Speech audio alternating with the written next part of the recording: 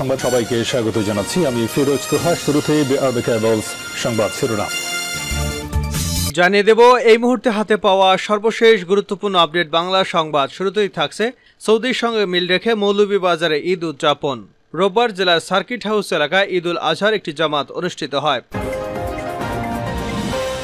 এবারে জানাবো বোট ক্লাবের সভাপতির পদ ছাড়লেন বেনজির আহমেদ।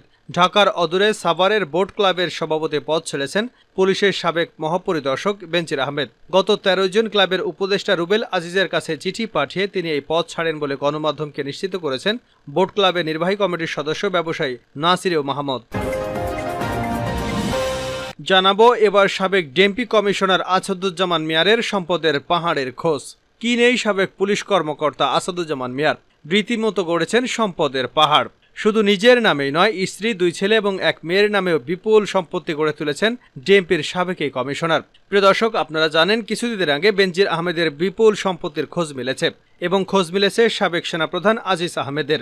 এবার খোঁজ মিলল সাবেক পুলিশ কর্মকর্তা আসাদুজ্জামান মিয়ার। এ বিষয়ে থাকছে একটি বিস্তারিত প্রতিবেদন, সঙ্গে থাকুন। জানিয়ে দেব সেন্ট মার্টিনের পথে কারা কেন গুলি করেছে যা জানা গেল। সেন্ট মার্টিনের যাতায়াত নিয়ে বিগত কিছুদিন ধরে আতঙ্ক বিরাজ করছে। সম্প্রতি একাধিক ট্রলারে মিয়ানমার সীমান্ত থেকে গুলি ছোড়া হয়েছে, ফলে বেশ কিছুদিন ধরে সেন্ট মার্টিনে খাবার সরবরাহ বাধাগ্রস্ত হচ্ছে।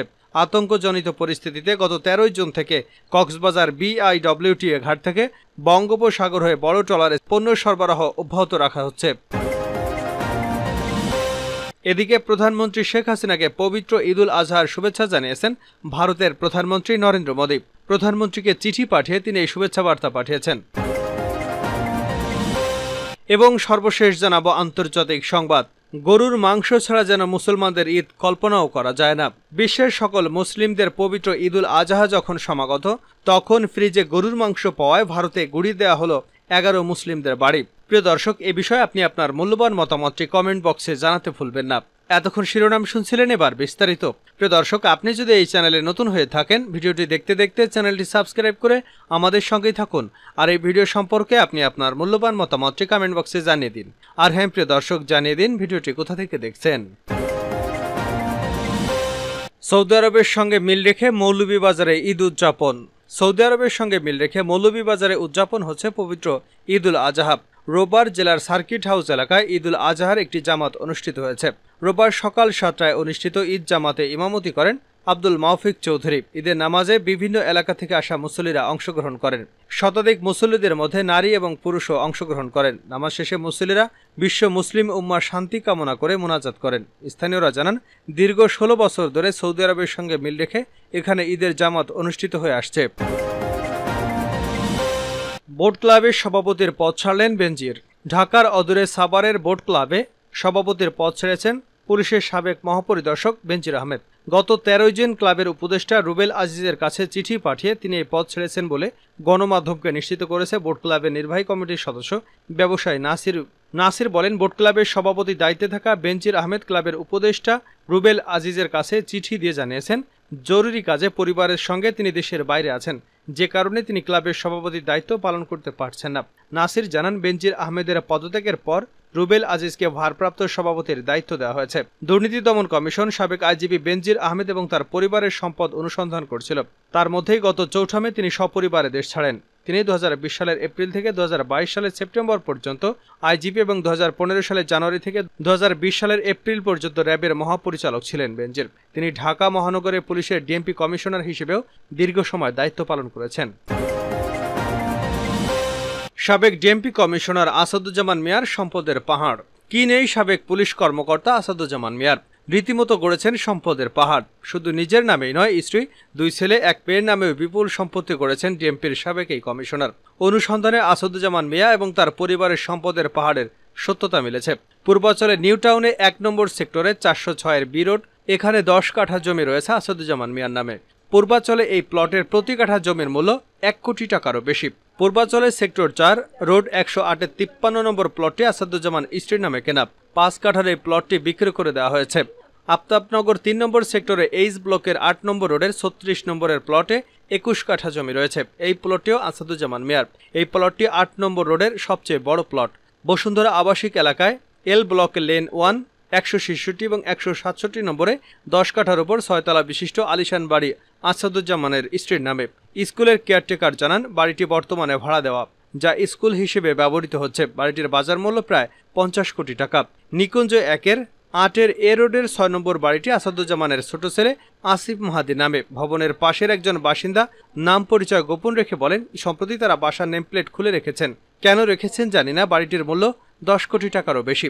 সিদ্ধেশ্বরী রূপায়ণ স্বপ্ন নিলয় 55-এর 1-এর বহুতল ভবনে খোঁজ নিয়ে জানা যায়, 3 নম্বর ভবনে 3800 থেকে 4000 স্কোয়ার বর্গফিটের একটি ফ্ল্যাট রয়েছে আসাদুজ্জামানের মেয়ে আয়শা সিদ্দিকা নামে। বাড়িটির এক নিরাপত্তা প্রহরী বলেন, আয়শা সিদ্দিকা বর্তমানে এ বাসায় নেই। ফ্ল্যাটটি তার নামে রয়েছে। ইস্কাটন গার্ডেন 13-এর প্রিয়নীড়ে আসাদুজ্জামানের স্ত্রীর নামে একটি ফ্ল্যাট রয়েছে। এদিকে ধানমন্ডির 12-এর এ সড়কের 69 নম্বর বাড়িটি B2/5 ভবনে যোগাযোগ করে জানা যায়, ভবনটিতে 1 কাঠা জমি সহ আসাদুজ্জামান মিয়ার পরিবারের সদস্যদের নামে একটি ফ্ল্যাট রয়েছে। এ বিষয়ে ভবনের দায়িত্বে থাকা সাইদ বলেন, 6 তলা বিশিষ্ট ভবনটিতে 20টি ফ্ল্যাট রয়েছে। এখানে ফ্ল্যাটের মূল্য 3 থেকে 3.5 কোটি টাকা পর্যন্ত। এই ভবনটি আসাদুজ্জামান মিয়া স্যারের বলে জানান তিনি। ভবনটি খালি পড়ে আছে, বর্তমানে সংস্কার কাজ চলছে। আসাদুজ্জামান মিয়ার স্ত্রী আফরোজা জামানের নামে ঢাকা, ফরিদপুর, নারায়ণগঞ্জের রূপগঞ্জে জমির সন্ধান মিলেছে। 2018 সালে তিনি রাজুক থেকে একটি প্লট বিশেষ কোটায় বরাদ্দ পান। অথচ রাজুকের নীতিমালা অনুযায়ী স্বামী স্ত্রী উভয়ের প্লট বরাদ্দ পাওয়ার সুযোগ নেই। ঢাকার গাজীপুরের কালীগঞ্জ উপজেলার চাঁদখোলা মৌজায় আফরোজা নামের 41% জমি রয়েছে, যা কেনা হয়েছে 2017 সালে। একই মৌজায় একই বছরের 16 নভেম্বর তার নামে কেনা হয়েছে 26% জমি। একই মৌজায় তার নামে 2019 সালের 5 ফেব্রুয়ারি কেনা হয় আরও 39% জমি। আসাদুজ্জামানের স্ত্রীর নামে 2020 সালের জোয়ার সাহারা মৌজায় 5 কাঠা জমি কেনা হয়েছে। একই পরিবারের একই মৌজায় কেনা হয় 10 কাঠা জমি। একই বছরে গাজীপুরের চাঁদখোলা মৌজায় 31 শতক জমি ক্রয় করেন আফরোজা। এছাড়া আফরোজা 2018 সালে নারায়ণগঞ্জের রূপগঞ্জের কোয়াম শাইল কয়েতপাড়া মৌজায় 0.28 একর জমি কেনেন। একই বছর একই মৌজায় আরও 32 শতক জমি কেনেন তিনি। ওই বছর রূপগঞ্জের কোয়াম শাইল কয়েতপাড়া মৌজায় 0.60 জমি কেনেন তিনি। পরে তা বিক্রি করে দেওয়া হয়। এছাড়াও 2019 সালে কয়েতপাড়া মৌজায় 0.57 একর জমি পাওয়ার অব অ্যাটর্নি পান আসাদুজ্জামানের স্ত্রী। একই বছর আবার সে জমি বিক্রিও করেন। অন্তত 2টি কোম্পানির খোঁজ পাওয়া গেছে আসাদুজ্জামান এবং তার পরিবারের সদস্যদের মালিকানার। 2টি কোম্পানির অংশীদার রয়েছেন আসাদুজ্জামানের স্ত্রী আফরোজা। এর মধ্যে একটি মৌমিতা ট্রান্সপোর্ট লিমিটেডের চেয়ারম্যান তিনি। আসাদুজ্জামান ডিএমপি কমিশনার থাকাকালীন রাজধানী রুট পারমিট কমিটির প্রধান ছিলেন। সেই সময় মৌমিতা পরিবহনকে রুট পারমিট দেন। এই মৌমিতা ট্রান্সপোর্ট লিমিটেডের ভাইস চেয়ারম্যান হারিসুর রহমান সোহান। তিনি আসাদুজ্জামানের স্ত্রী আফরোজা রহমানের সৎ ভাই। একসময় তিনি লেবার ভিসায় সৌদি যান, পরে দেশে এসে ব্যবসা শুরু করেন। এছাড়া শিপইয়ার্ড কনসোর্টিয়াম লিমিটেড নামে একটি কোম্পানির চেয়ারম্যান আফরোজা জামান। এই কোম্পানির পরিচালক আসাদুজ্জামানের বড় ছেলে আসিফ সাদাত।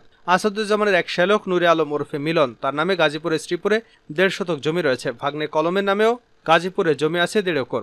অথচ আজীবন গ্রামে থাকা মিলনের নির্দিষ্ট কোনো আয় নেই। অন্যদিকে ভাগ্নে কলমও গ্রামের বাসিন্দা। তিনি বনে গেছেন কয়েক কোটি টাকা দামের জমির মালিক। এই কলম আবার আসাদুজ্জামানের গ্রামের বাড়ির তত্ত্বাবধায়ক। সিভিল সার্ভিস ক্যাডার 85 ব্যাচের পুলিশ কর্মকর্তা আসাদুজ্জামান ঢাকা মহানগর পুলিশ কমিশনার হিসেবে দায়িত্ব শেষে অবসরে যান। 2019 সালের সেপ্টেম্বরে তাকে জাতীয় নিরাপত্তা সংক্রান্ত সেলের প্রধান নির্বাহী কর্মকর্তা পদে নিয়োগ দেওয়া হয়। 2022 সালের 14 সেপ্টেম্বর তার নিয়োগের 3 বছর চুক্তির মেয়াদ শেষ হয়। আসাদুজ্জামান মিয়া ঢাকা মেট্রোপলিটন পুলিশের 33তম কমিশনার ছিলেন। সম্পদের বিষয় জানতে একাধিকবার আসাদুজ্জামান মিয়াকে ফোন দিলেও তার বক্তব্য পাওয়া যায়নি। ফোন রিসিভ করে তা কেটে দেন তিনি। হোয়াটসঅ্যাপে যোগাযোগ করলে তার সাড়া পাওয়া যায়নি। এছাড়া তার স্ত্রী আফরোজা এবং বড় ছেলে আসিফ সাদাতকেও ফোন দিলে বন্ধ পাওয়া যায়। মেয়ে আয়শা সিদ্দিকাকে একাধিকবার ফোন ও খুদে বার্তা পাঠালেও তিনি রিসিভ করেননি। ট্রান্সপারেন্সি ইন্টারন্যাশনাল বাংলাদেশের নির্বাহী পরিচালক ডক্টর ইফতেখারুজ্জামান গণমাধ্যমকে বলেন, রাজনৈতিক আশীর্বাদ ছাড়া এ ধরনের দুর্বৃত্তায়ন সম্ভব নয়। একদিকে প্রতিষ্ঠানের উচ্চপদস্থ অবস্থান, অপরদিকে রাজনৈতিক আশীর্বাদ একত্রিত হয়ে তাদের দুর্নীতি এবং অসামঞ্জস্য আয় বৃদ্ধি পেয়েছে। তারা আইনের সুরক্ষার পরিবর্তে ভক্ষক হয়ে গেছেন। তারা অপরাধ নিয়ন্ত্রক, তার মানে তারা জানেন কোনো অপরাধ কিভাবে করতে হয়। এটা জেনে বুঝেই করেছেন। এই অবস্থায় সব অপরাধের ক্ষেত্রে অপরাধীদের দৃষ্টান্তমূলক শাস্তি নিশ্চিত করা ছাড়া অন্য কোনো ম্যাজিক বুলেট নেই। শেষ করছি আন্তর্জাতিক সংবাদ দিয়ে। ফ্রিজে গরুর মাংস পাওয়ায় গুড়িয়ে দেওয়া হলো 11 জনের বাড়ি। ভারতের যেসব রাজ্যে গরু জবাই নিষিদ্ধ তাদের মধ্যে মধ্যপ্রদেশ অন্যতম। এরপরও সেখানে লুকিয়ে গরুর মাংস বিক্রি করেন কেউ কেউ। সম্প্রতি রাজ্যটিতে ফ্রিজে গরুর মাংস পাওয়ার পর গুড়িয়ে দেওয়া হয়েছে 11 জনের বাড়ি। অবৈধ গরুর মাংসের ব্যবসা বন্ধের প্রচেষ্টা হিসেবে এই পদক্ষেপ নেওয়ার দাবি করেছে রাজ্য পুলিশ। মন্ডলার পুলিশ সুপার রজত সাকলেচা শনিবার বার্তা সংস্থা পিটিআইকে জানান, নাইনপুরের ভাইনওয়াই এলাকায় প্রচুর সংখ্যক গরু জবাই করার জন্য আটকে রাখা হয়েছে। এমন একটি তথ্য পায় পুলিশ। খবর পেয়ে পুলিশের একটি দল সেখানে ছুটে যায়। তিনি বলেন, আমরা অভিযুক্তদের বাড়ির উঠোনে 150টি গরু বাঁধা অবস্থায় দেখতে পাই। এছাড়া অভিযুক্ত 11 জনের বাড়ির রেফ্রিজারেটর থেকে গরুর মাংস উদ্ধার করা হয়। আমরা পশুর চর্বি, চামড়া এবং হাড় পেয়েছি, যা একটি ঘরে মজুত করা ছিল। এসপি বলেন, স্থানীয় সরকার পশু চিকিৎসক নিশ্চিত করেছে জবাই করা মাংসগুলো গরুর। আমরা ডিএনএ পরীক্ষার জন্য হায়দ্রাবাদে নমুনা পাঠিয়েছে। তিনি বলেন, গরু এবং গরুর মাংস উদ্ধারের পর শুক্রবার রাতে একটি এফআইআর নথিভুক্ত করা হয়। অভিযুক্তদের মধ্যে একজনকে গ্রেপ্তার করা হয়েছে, বাকি 10 জনের খোঁজ চলছে। অভিযুক্ত 11 জনের বাড়ি সরকারি জমিতে হয়, সেগুলো ভেঙে ফেলা হয়েছে বলেও জানান পুলিশ কর্মকর্তা। পুলিশ সূত্র জানিয়েছে, অভিযুক্তরা সবাই মুসলিম।